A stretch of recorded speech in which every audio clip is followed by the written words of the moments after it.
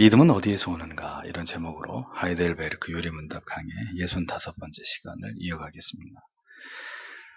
구원에 이르는 믿음, 구원에 이르는 믿음은 어디에서 비롯되는 것인가? 믿음이 만들어지고 그 믿음이 확증되는 수단과 그 근거는 무엇인가? 우리가 모든 믿음을 모두 믿음으로 인정할 수 없는 것은 성경과 교리가 인정하지 않는 정체불명의 믿음이라고 주장하는 믿음이 아닌 믿음이라 볼 수 없는 유사 믿음들이 교회 안에 많이 존재하기 때문입니다. 뜨겁게 열심히 1시간 동안 찬양을 하고 눈물을 흘리면 그게 믿음일까요? 교리는 우리에게 그리스도와 그 은덕에 참여할 수 있는 그 참된 믿음이 어디에서 비롯되는지에 대해서 설명을 하고 있습니다. 성경이 말씀하고 있는 참된 믿음은 성령을 통해서 우리에게 임한다. 아주 중요한 얘기입니다. 성령을 통해서 우리에게 임하는 것이다. 성부께서 계획하시고 성자께서 순종하여 이루신 그 구속의 계획은 이제 성령 하나님에 의해서 모든 시대 모든 하나님의 택하신 백성들에게 적용되어지므로 예수 그리스도를 구주로 믿어서 하나님의 자녀가 되게 하시는 역사로 지금도 이것이 진행되고 있다는 것입니다. 그런데 성령의 이 같은 구령의 역사가 그 다음 무엇을 통해서 이루어지고 나타나는 것인지에 대해서 교리는 매우 분명하게 이것을 설명해 주고 있습니다. 두 가지의 은혜의 방편을 통해서 이 믿음이 우리 영혼 가운데 성령에 의해서 착상되고 안착되고 강화되게 되는데 그 두 가지가 무엇이냐? 오늘 교리에 거룩한 복음의 강설 그리고 성례의 시행 두 가지입니다. 로마서 10장 17절에 그러므로 오늘 아침에도 얘기했습니다. 믿음은 들음에서 생기며 들음은 모든 걸 다 듣는다고 믿음이 생기는 게 아니고요. 교회에서 목사가 설교하는 모든 이야기를 다 듣는다고 믿음이 생기는 게 아니라 그 설교의 내용이 그리스도의 말씀이어야 되는 거죠. 그리스도의 말씀을 통하여 생긴다 이겁니다. 오전 설교에서도 이 부분은 많이 강조했습니다. 성령께서 유효적 부르심을 성도 안에서 행하실 때 유효적 부르심이란 구원으로 이끌어내시는 부르심이죠. 행하실 때 사용하는 방편은 하나님의 말씀뿐이다. 믿으십니까? 네. 환상도 아니에요. 꿈도 아니고 어떤 음성도 아니고 어떤 신비한 눈에 보이는 설명할 수 없는 그런 현상들 절대로 아니에요. 성경에 뭐라 그랬습니까? 마지막 때에 예수가 여기 있다 저기 있다 해도 믿으라 그랬어요? 믿지 말라 그랬어요? 믿지 말라 그랬습니다. 심지어 적그리스도의 능력이 어느 정도냐? 하늘을 명해서 땅에 불을 떨어뜨리라 해도 그렇게 된다고 했습니다. 우리가 보는 것이 그렇게 중요해요? 듣는 것이 그렇게 중요해요?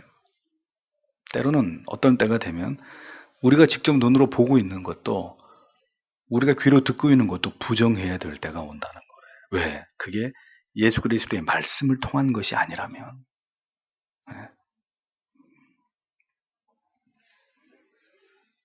오늘날 교회 안에 얼마나 많은 사람의 감정과 감성만을 자극해서 그게 은혜인 줄 착각하게 만들고 그 어떤 감정에 사로잡혀 있는 자기 자신이 대단히 하나님을 잘 믿고 있는 사람으로 착각하게 만들어서 아주 보기 좋게 마귀하고 한판 붙어서 세상으로 나가 떨어지게 만드는 이런 경우들이 얼마나 많이 있습니까?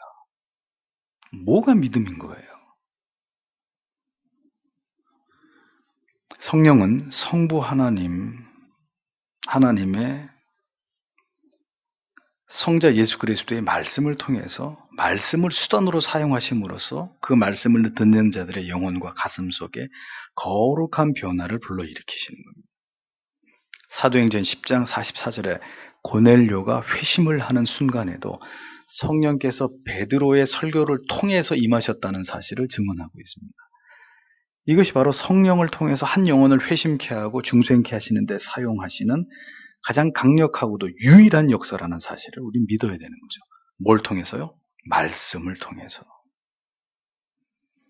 성령은 하나님의 말씀을 통해서 그 말씀의 강화, 논리적 강설인 설교, 케르그마, 프리칭, 설교를 통해서 성도의 마음에 믿음을 착상시키고 그 믿음이 안착하게 되고 그리고 그 믿음이 더 강화되어져 가는 일들을 성령이 하나님의 말씀을 통해서 또 더 구체적으로 얘기하면 설교라고 하는 수단을 통해서 하나님이 그것을 나타내신단 말입니다. 그래서 여러분들에게 아침에도 얘기했다시피 말씀을 들음에 부주의하게 되면 모든 게 끝이에요. 오늘 교회 갔다 왔어요. 예, 그럼요. 갔다 왔죠. 설교 말씀이 뭐였습니까? 그건 모르겠는데요. 교회 안 간 거예요. 예배 안 드린 거예요. 하나님 앞에 죄 짓고 오는 거예요. 방언도, 직통 계시도, 꿈도, 환상도 모두 유효적 부르심의 수단, 한 영혼을 회심과 구원에 이르게 하는 방편이 될 수는 없는 것입니다. 오직 하나님의 말씀을 통한 거룩한 복음의 강설, 설교를 통해서 그 하나님의 말씀 속에 담겨진 영혼을 파쇄하고 해체시키고 융해시키고 굴복시키고야만은 그 능력을 통해서 하나님께서는 영혼들의 가슴 속 깊이 하나님이 주시고자 하는 그 믿음을 주입하시는 거예요.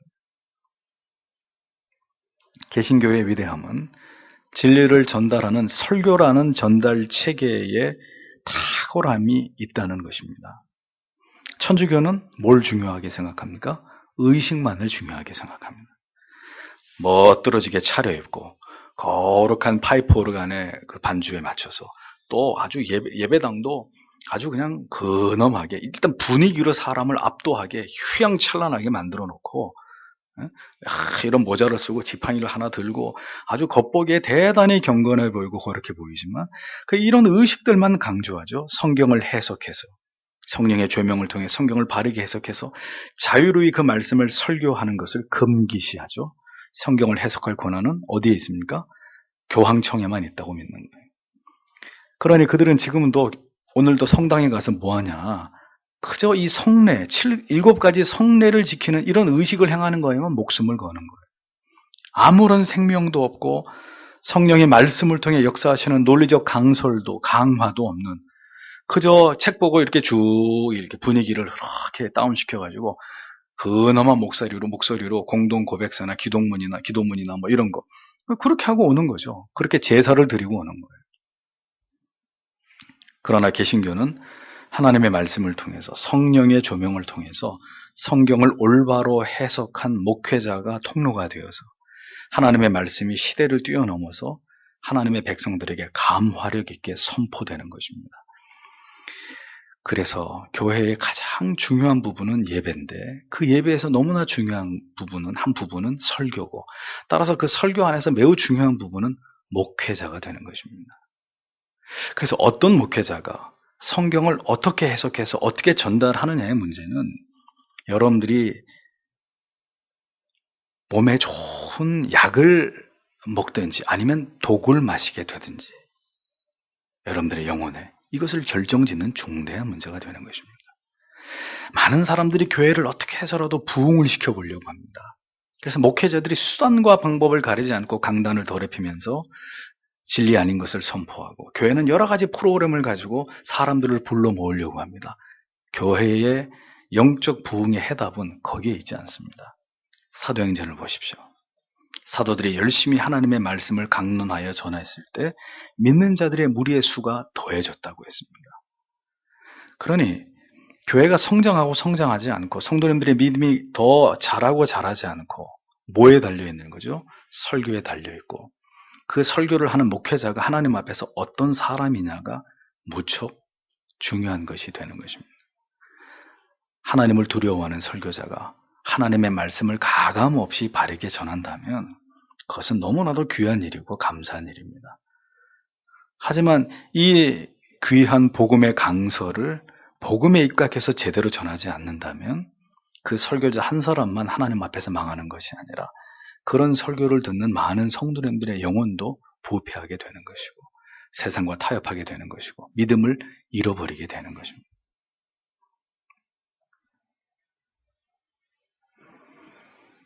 하나님의 백성들은 의식의 준수를 통해서가 아니라 하나님의 말씀을 통해서 그 말씀을 들을 때 영혼이 깨어나는 것이고 그 진리의 빛을 통해서 우리의 어두움과 죄악이 드러나는 영혼의 수술을 날마다 받는 것입니다.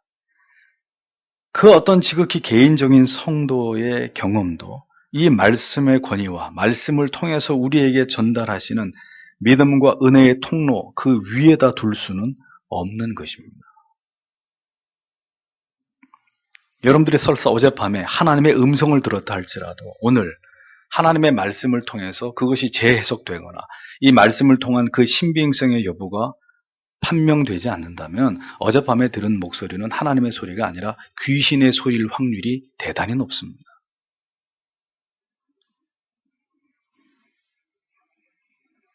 그러함에도 불구하고 여전히 성경을 경시하면서 말씀의 깨달음과 감화를 통해서 임하시는 성령을 왜곡시켜서 그저 방언이니 그 밖에 어떤 신비한 체험이니 은사니 성경 외에 주장하는 개별적 계시나 신유가 마치 은혜 주심의 방편이나 되는 것처럼 믿음을 주시는 도구로 주장하는 것은 전혀 성경적이지 않고 교리적이지 않고 다시 말씀드리면 비성경적인 신앙일 수밖에 없다는 것이죠. 하나님의 말씀을 들을 때 믿음이 생기고 결단을 하게 되고 변화를 받게 되고 확신에 사로잡히게 되고 위로와 용기를 얻게 되는 이러한 역사는 하나님께서 정하신 은혜의 방편이기 때문입니다. 근데 중요한 것은 많은 분들이 고민을 하시죠. 하나님의 말씀이 잘 안 들어온다는 거예요. 잘 이해가 안 된다는 거죠. 네. 그래서 여기서 필요한 것이 무엇입니까? 성령의 일루미네이션. 성경이 어떻게 쓰여졌습니까? 성령의 조명하심을 통해서. 그렇죠?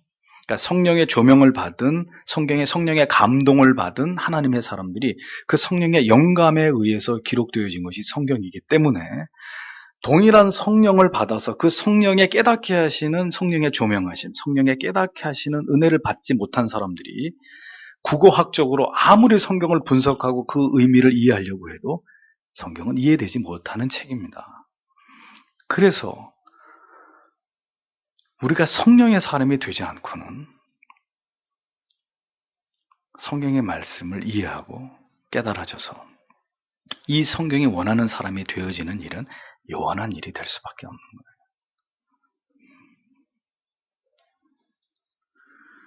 하나님의 말씀을 들을 때 믿음이 생기고 결단을 하게 되고 변화를 받게 되고 확신에 사로잡히게 되고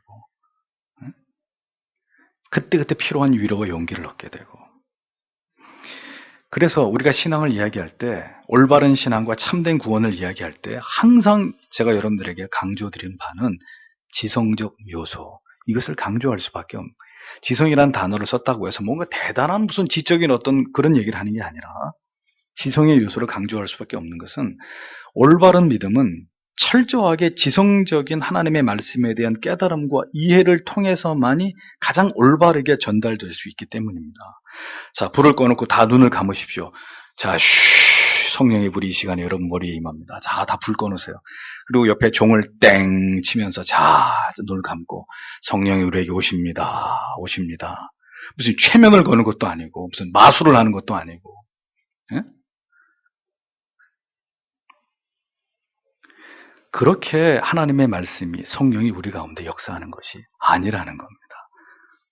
머리를 맑게 하고 하나님의 말씀에 고도의 집중을 한 상태에서 그 말씀이 깨달아지고 이해되어지기를 간절히 사모하고 그렇게 해서 말씀을 보며 들으며 이러한 날들이 무수히 반복되어야 되는 거예요.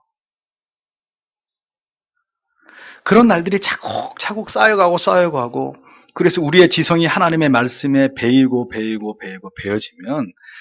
그 다음부터 내 마음에 말씀의 빛이 쏟아져 들어오기 시작하는 거예요. 하루아침에 뚝딱 기독교의 신앙은 그런 것이 아닙니다. 수없이 말씀을 듣고 깨닫고 또 돌아보고 뭔가 몰랐던 것들을 품고 오랜 시간 씨름하고 그러는 가운데 하나님이 어느 날 그것을 깨닫게 해주시고 그래서 그 문제가 해결되고 이런 많은 지성을 통한 번뇌와 또 추론과 갈등과 수많은 날들 이러한 주제들을 끌어안고 사유하는 이런 시간들 속에서 하나하나 이 진리의 답이 열리는 거죠. 따라서 이런 지성적 수고를 게을리하는 사람은 절대로 하나님의 말씀을 이해할 수 없다 이겁니다. 아마 여러분 중에는 이 성경의 말씀도 목사가 교회에 오셨을 때 이렇게 설교를 해드리니 그게 그런 얘기였구나 하고 이해하실 분, 댁으로 돌아가셔서 성경을 펼치면 그 어떤 구절도 이해가 되지 않는 분이 계신다면 그분은 아직 눈이 열린 분이 아니에요. 아직 믿음이 그 마음 가운데 들어오신 분이 아닌 거예요. 믿음이 생겼고 성령이 그 눈을 열어주셨으면 다는 모른다 할지라도 성경을 읽는데 가슴이 뜨거워지고 그게 나에게 하시는 말씀으로 이해되어지고 그 말씀이 깨달아지고 설교를 들었는데 내가 궁금해하던 그 문제가 마치 목사님한테 내가 이거 궁금하니까 요즘 가르쳐 주십시오 라고 말하지도 않았는데 그날 정말 내가 궁금했던 말씀들이 설교 시간에 다루어지고 이런 어떤 역사들이 나타나는 거예요. 그래서 점점 그것을 통해서 신앙의 지식이 자라고 깨달음이 넓어지고 그것은 내 삶의 거룩한 체험으로 나타나고 그러면서 믿음의 사람이 이렇게 되어져 가는 것이죠. 고도의 지성을 통해서 잘 전달하고 잘 받아들이고 그런데 목사가 아닌 사람이 설교를 한다. 정말 위험한 일이죠. 목사가 아닌 선생님이나 장로님이나 권사님이나 또 전문적인 아직 신학의 모든 과정을 마스터하지 않은 전도사님이 설교를 한다. 위험한 일입니다. 그래서 그 강도권을 주지 않는 거예요. 심지어 우리 교회도 교사님이나 구역장님들 다 목사에게 훈련을 받고 같이 그 말씀을 나누고 난 다음에 그것을 이렇게 전달하시는 거예요. 전달. 왜? 이건 너무 중요한 하나님의 말씀. 믿음을 불어넣고 회심케 하고 그 믿음이 자라게 하고 진리를 깨닫게 하는 중요한 일인데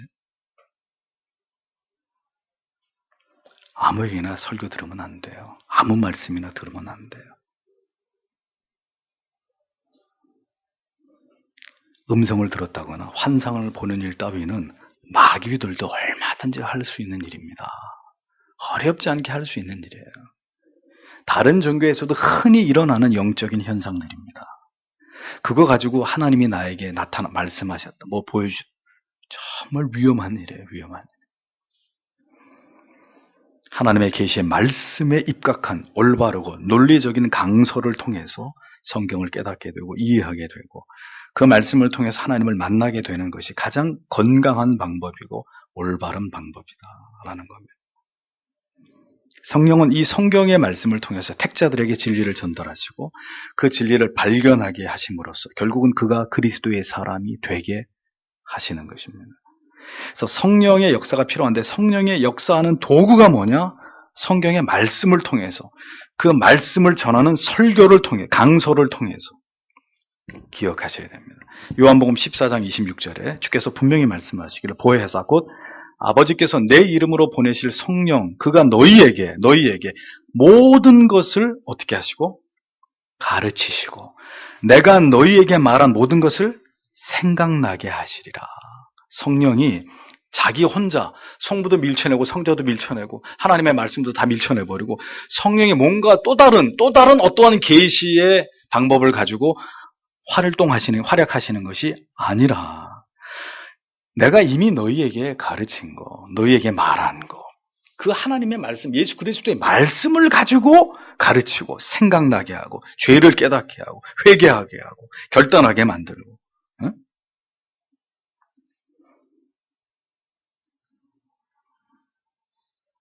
성령이 밝히 가르치시고 깨닫게 하시는 게 은사입니까? 신비한 체험입니까? 또 다른 계시나 신유나 귀신을 내어 쫓는 것입니까? 어리석은 것입니다.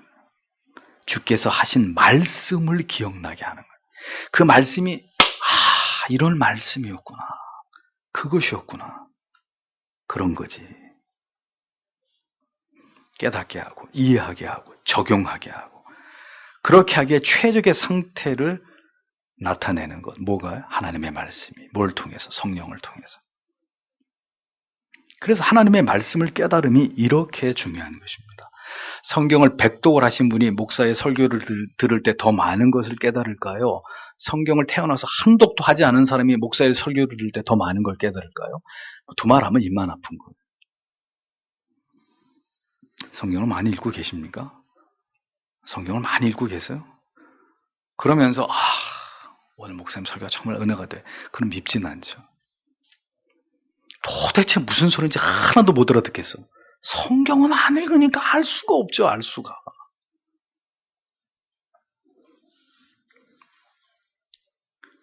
영혼을 구원에 이르게 하는 가장 효과적인 계시들이 설교를 통해서 영혼에게 생생하게 전달되게 되는데, 이 방편을 통해서 성령은 영혼을 구원하시고 각성케 하시고 험한 세상을 이길 힘을, 죄를 이길 힘을 공급하시는 것입니다. 성령이 우리 안에서 유효적으로 역사하실 때 참된 신앙을 가진 성도는 체험이나 은사나 신유에 열광하는 것이 아니라 하나님의 올바른 말씀을 깨닫고 이해하고자 하는데 지대한 열정과 열망을 갖게 되는 것은 지극히 정상적인 경우입니다. 제가 청소년 여러분들에게 주의를 주는 것은, 이 하나님의 말씀이 지성을 통해서 전달되는, 이렇게 설교를 1시간, 2시간 드러내는 이런 훈련을 잘 받아야 믿음이 자라는데, 이 시대 많은 교회들은 그렇게 하지 않아요. 뭘 해요? 2시간 동안 찬송만 내리 불러 드럼 두들겨 가면서 앞에 찬양팀 나와가지고 막 괴상한 폼 이렇게 표정 이상하게 해가면서 찬송, 조명도 막 돌아가. 여긴 지성이 필요한 공간이 아니죠. 느끼기만 하면 되는 거죠. 느끼기만. 우리의 시편 찬송이나 전통적인 찬양을 보세요. 음률에 어떤 느낌이 와요? 아무 느낌 안 와. 그 리듬에는요. 왜? 그걸 배제했기 때문이에요. 근데 요즘의 CCM은 어때요? 가사 중요하지 않아요. 들으면 이렇게 저렇게 몸이 흔들어지는 거지. 이렇게 듣기만 해도 이렇게 필이 오는. 예? 가사는 중요하지 않아요. 사람들의 감정에 호소하는 게 그들의 목적이기 때문에.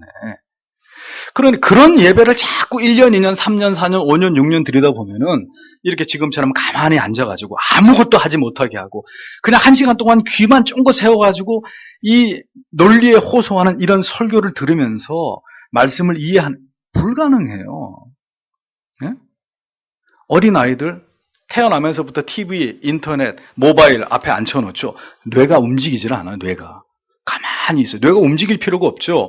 다 보이는데 막 정신없이 그림이 움직이고, 뇌가 뭔가 창의적으로 상상하고 그 다음 얘기는 뭘까? 엄마가 얘기를 해주면 그림을 머릿속으로 그려내면서 이렇게 복잡하게 뭔가 사유하고 상상하고 이러면서 뇌가 발달되는데, 멍청하게 TV에 앉아가지고 어렸을 때부터. 그러니 교회 갖다 앉혀놓으면 그렇게 보는 것에 길들여져 버린 사람들이 감정에 직접적으로 호소하는 음악, 영상, 그런 것들에 익숙해져 있는 모바일, 우리가 교회에 앉아가지고 1시간 동안 설교라고 하는 이 아주 원시적인 전달 방법에 의존해서 진리가 전달되는데 이게 귀에 들어오겠냔 말입니다. 차라리 저는 여기서 없어지고 여기 스크린 하나 쫙 내려서 오늘 설교의 내용을 모두 영상으로 해서 하면 아무도 안 주실 거예요. 시간이 벌써 이렇게 지나갔나? 하고 생각하시겠죠. 여기에 함정이 있는 것입니다. 누가 이 시대에 설교를 들으려고 해요? 설교는 되도록 짧을수록 잘하는 설교. 설교가 짧은 교회일수록 아주 훌륭한 교회. 그렇죠? 그 대신 재밌는 거를 많이 보여주고 들려주고 열심히 이렇게 찬양 부르면서 우리를 업시켰다 다운시켰다 이렇게 하는 이런 거 잘하는 교회가 아주 매력적인 교회가 참.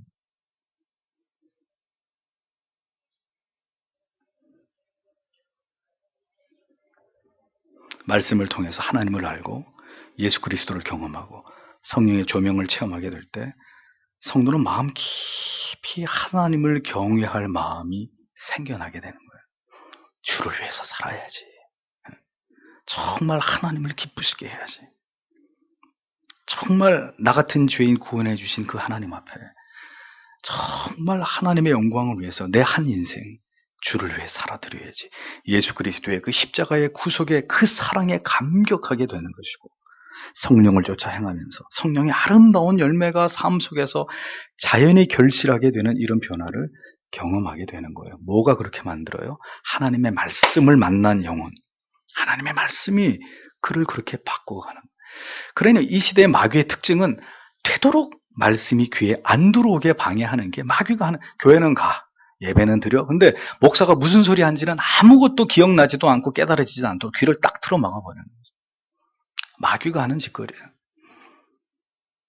오늘도 설교를 들었는데 설교의 중심 내용은 하나도 기억 안 나고 목사가 재밌게 예화든 거, 그 예화든 거, 그 속으로 미친 사람처럼 저녁에 웃는 거예요. 목사가 한 그 예화, 재밌는 예화가 생각이 나가지고. 빵점짜리예요, 빵점짜리. 저는 지금까지 많은 신앙의 모습들을 보아왔습니다. 하지만 가장 올바르고 정확한 신앙은, 그리고 흔들리지 않는 신앙은 하나님의 말씀을 붙드는 신앙이었습니다. 그 말씀 속에서 깊이 하나님을 만나는 신앙의 모습이 가장 올바랐고 견고했고 그 뿌리가 튼튼했던 것을 제가 경험했고, 지금까지 제가 보아온 많은 성도님들의 신앙의 모습 속에서 그것을 확인할 수 있었습니다. 30분 동안, 1시간 동안 열렬히 찬양 부르고 사람 감성 자극하는 멘트 날리고 그냥 막 눈물이 흐르고, 그걸 은혜라고 말한다는 것은, 그걸 은혜라고 얘기하면 그런 은혜는 제가 전에 말했잖아요. TV 틀어놓고 아침마당 봐도 그런 은혜는 온단 말이에요. 드라마를 봐도 그 정도의 은혜는 와요. 그냥 자기 연민에 젖어가지고 자기 감정에 겨워서 눈물을 흘리면서 또 폼은 이렇게 해야 돼, 이렇게 손을 또 이렇게 해가지고 이렇게. 아니에요. 아무것도 아닌 거예요. 그런 거는 열렬히 기도하고 열렬히 누구보다 열심히 봉사하고 열심히 교회를 다니고 예배 한 번도 안 빠지고, 근데 진리의 깨달음에 대해서는 여전히 미천하고 천박하고, 그런 사람이 진실로 그리스도를 닮은 그 신앙이 견고하고 성숙한 믿음의 신자가 되는 것을 보신 적 있습니까? 에? 말씀 속에서 주님을 만난 자, 하나님의 성품과 속성을 발견한 자, 결코 잊을 수 없는 그 맛을 체험한 사람. 그래서 성경을 제일 사랑하고 성경을 제일 열심히 읽고 성경을 제일 잘 아는 사람이 되어져 가는 것이죠. 다윗은 고백했습니다. 송이 꿀보다 더 달다고. 하나님의 말씀이 어찌나 내 영혼에 단지. 송이 꿀이라고 표현한 것은 고대 그 시대에 가장 단 것 송이 꿀밖에 없었어요. 그러니까 지금 만약에 다윗이 시를 썼다면 지금 가장 단맛이 뭐가 있죠? 저도 잘 모르겠는데 아마 이렇게 얘기했을 거예요. 다크 초콜릿보다 더 달콤하다, 뭐 이렇게 얘기했겠죠. 그러니까 최고로 자기에게 단맛이 나는 게 하나님의 말씀이다 그랬거든요. 다윗이 거짓말한 거예요. 근데 이런 말씀을 들으면서 중고등부 친구 여러분, 당황해야 돼요. 왜? 나는 성경이 죽었다 깨어나도 달다고 생각해 본 역사가 없기 때문에. 성경은 이건 살아있는 아니, 성경은 정말 최고의 수면제고 도통 이해할 수 없는 검은색은 글씨고 흰색은 종인 거고. 정말 다윗의 그런 고백을 들으면서 속상해야 돼요. 목사님이 중고등부 때는 그랬어요. 다른 친구는 부흥회 가서 하나님 음성 들었다는데 막 그것 때문에 밤이 잠이 안 와가지고 나는 뭔가 그러면, 물론 그 다 엉터리고 거짓말이었지만, 그런 뭔가 이게 믿는 것도 아니고 안 믿는 것도 아니고, 엄마 아빠 따라서 교회 나오는 것도 한두 번이지. 성경을 제일 사랑하고 성경을 제일 열심히 읽고. 어제 그 중고등부 친구들한테 얘기했잖아요. 목사님이 목사가 되려고 그런 게 아니라 중학교 때 고등학교 때 학교 끝나면 다른 애들 집에 가는, 난 교회 갔다고, 교회 가서 기도하고 집에 갔다고. 학교 다닐 때 그 가방, 요즘엔 책 가방 여러분 안 들고 다니죠? 아니, 책 다 그 캐비넷에 넣고 다니잖아. 우리 때는 다 짊어지고 다녀야 됐거든. 목사님 이상으로 교회 어른들 보세요. 어깨가 이렇게 약간 뒤에서 보면 이렇게 돼 있어요. 그 무거운 책 맨날 한쪽으로 들고 다니는 어깨들이 다 이렇게 돼 있다고. 그 무거운 책에 성경책 껴가지고 학교 다니고 그랬어요. 그렇게 했더니 목사가 됐더라고. 목사가 되려고 그랬던 게 아니라.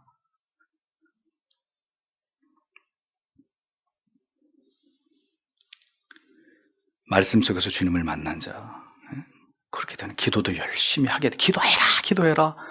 아니에요. 그거 아니, 그 신앙 아니에요. 성경 봐라. 그래서 성경 보고, 그거는 믿음이 아니에요. 열심히 기도를 하고 싶은 것도, 친구에게 전도를 하고 싶은 것도, 뭔가 더 알고 싶어서 성경과 또 다른 책들을 서점에 가는데, 목사님 어떤 책 읽어야 됩니까? 전화 오는 거 너무 이뻐요. 그런 책을 읽는 것도, 열심히 몸으로 봉사를 하고 수고하는 일도 다 좋은 일입니다. 그런데 성경을 사랑하는 것 그 이상을 능가한다면 그런 것도 늘 올바른 신앙이 아닌 거죠. 하나님께서 가장 기뻐하시는 자는 하나님의 말씀을 사랑하는 자이다. 여러분 귀에 딱지가 않도록 제가 얘기할 겁니다.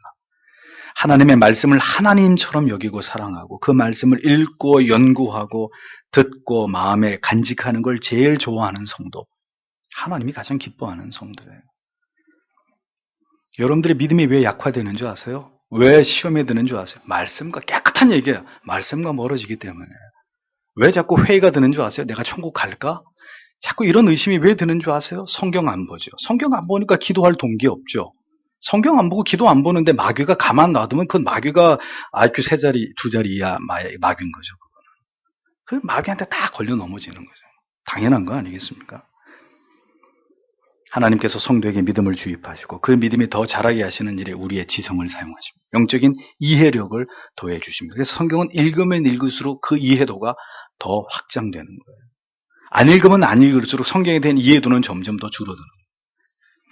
성경만 펼치면 졸음이 엄습하고 설교만 시작하면 역시 잠이 쏟아지고 딴 생각이 드시는 분들, 아직 주님 만나지 못한 분들입니다. 말씀을 통해서 거듭남을 경험하지 못하신 분이라고밖에 설명할 수 없습니다. 맛을 본 사람은 그 맛을 잊을 수 없듯이 하나님의 말씀을 통해서 하나님을 만난 사람은 그 말씀이 없는, 그 심오한 깨달음이 없는, 그 정밀한 말씀의 이해가 없는 신앙은 상상할 수도 없는 것이 되는 거예요. 말씀을 들으면 들을수록 모호하고 이해할 수 없고 받아들일 수 없는 수많은 물음표들이 시간이 지나갈 때, 그래도 계속 말씀을 듣고 또 들을 때 그 많은 물음표들이 뭘로 바뀌어요? 느낌표로 바뀌기 시작하는 거예요. 그리고 마침내 마침표로 바뀌는 거예요. 그것을 체험하게 되는 것입니다. 그런데 어떻게 주님을 떠나요? 어떻게 예배를 안 드릴 수 있어? 어떻게 교회를 안 갈 수 있어요? 그렇게 된 사람이. 거짓말이에요. 모두 하나님의 말씀이 가능케 한 신앙입니다. 믿음입니다. 말씀의 깊이와 그 어떤 와닿음의 감동이 더해갈수록 더 뜨겁게 주를 사랑하게 되고 하나님을 경외하는 삶을 살아가게 되는 거예요. 사랑을 하면 누구나가 시인이 되죠. 전혀 시를 안 쓰던 사람이 시를 쓰기 시작하는, 뭐가 그렇게 만든 거죠? 사랑이 찾아왔기 때문에. 하나님을 신앙하는 건 그런 원리예요. 하나님의 사랑이 찾아와서 뻘떡 일어나서 교회 가게 되고 새벽에 일어나서 기도하게 되고 봉사하게 되고 희생하게 되고, 감정만 뜨겁고 머리가 텅 빈 교인들이 있습니다. 반대로 머리는 냉철한 것 같은데 말씀을 통해 받은 감화나 가슴을 울리는 심오한 은혜가 없으니 가슴은 싸늘하게 식어져 있는 그런 교인들도 있습니다.